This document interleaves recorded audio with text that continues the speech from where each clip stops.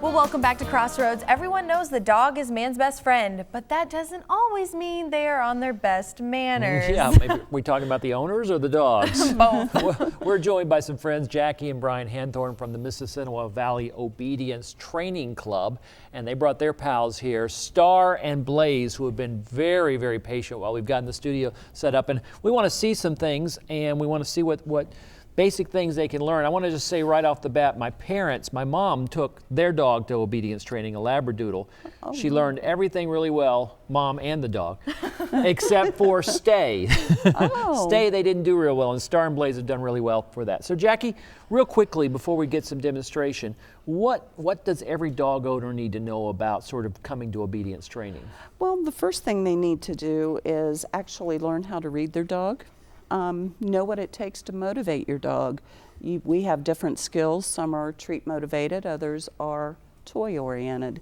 So you find out what really trips their trigger, as I say, and whatever is going to set them going in the direction you need. Star is very treat and toy oriented. Blaze, on the other hand, he's mainly ball oriented. We kind of, the people who come to the club really want to teach their dog how to walk, the proper way to stand beside you versus lunging out in front of you and possibly getting in trouble with a dog they're walking in close proximity to. So, which Star looks like the perfect dog to do that. Yeah, she is a good treat girl. oriented. So what's some stuff you want to show us right off the bat here? Well, we would like to show you with Blaze the healing process and how you start off with that, how you reward them. Okay. Jump right in. So Blaze, go for it.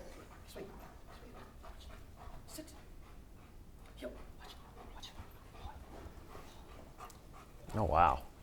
Wow. I'm so impressed. I know.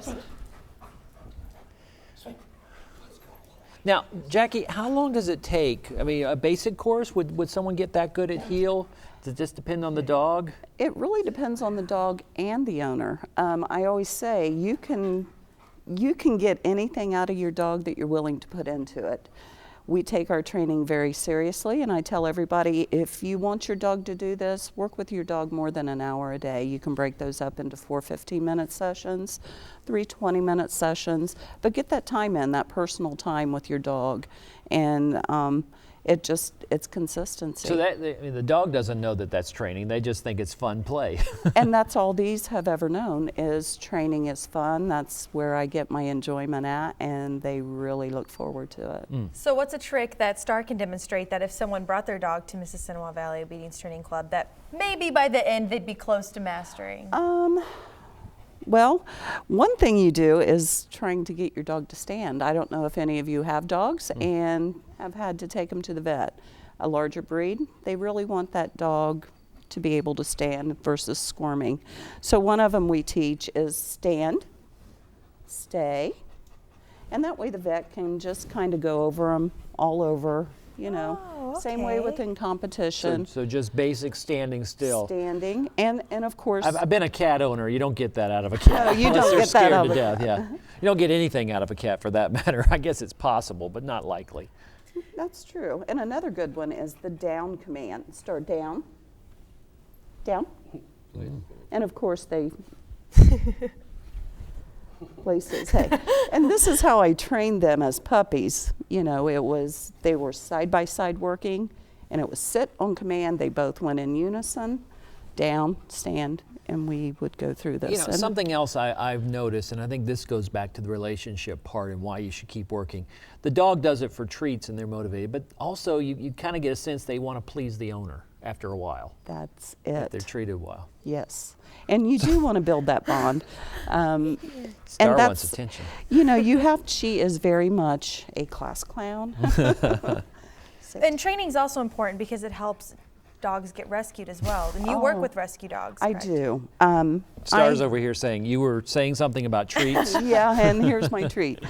Yes, I do love the rescues. There are many dogs that, if not trained, they do end up in a shelter. Possibilities of them being put down. I really like to work with those dogs, or perhaps the training prior to them ending up there. So if somebody does come in, they can see this dog's had training. Let's give this dog another chance. So we've saved a life. And that helps them get adopted as well, and that goes wonders. So training your dog is very important, and if you would like to learn more tricks, you and your pet can sign up for lessons with the Mississinewa Valley Obedience Training Club. And they have lessons. You can call 765-677-7516 or visit their website, nvotc.com. So thank you again for joining us. Thank you. We really appreciate it, and we love seeing Star and Blaze. Thanks for coming. Absolutely. Thank you. How could you not join the club if you have a dog to come see these guys and you guys? Exactly. Thank Check you. it out.